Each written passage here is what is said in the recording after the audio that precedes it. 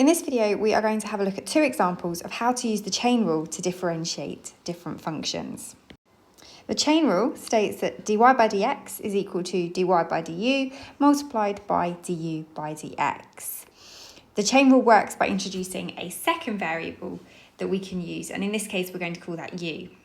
Now we're going to start by rewriting our equation. So I'm going to take the central bit and name this u. So this is going to be u is equal to 2x minus 1. And what that allows me to do is to write my function as u cubed, which is a lot easier. So now I'm going to differentiate each of these functions separately. So the first one gives me du by dx is equal to 2, and the second one gives me dy by du is equal to 3u squared. Now the chain rule says that we need to multiply these together to get dy by dx. So I'm going to do exactly that. 2 multiplied by 3u squared gives me 6u squared.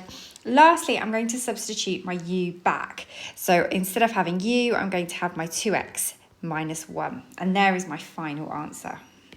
This next question is a little bit more tricky. I'm going to have to start by actually rewriting this using a negative indices. So I'm going to write this as 7 minus 3x to the minus 2. Now I'm going to do the same thing I did before. I'm going to let u be equal to 7 minus 3x. So I can rewrite my function as y equals u to the minus 2. Now I'm going to differentiate each of these functions separately. So du by dx is going to be equal to minus 3, and dy by du is going to be equal to minus 2u to the minus 3.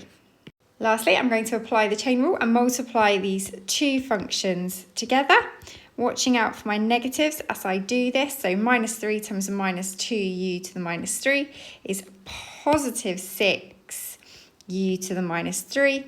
And then I'm going to pop in back in my substitution as 7 minus 3x.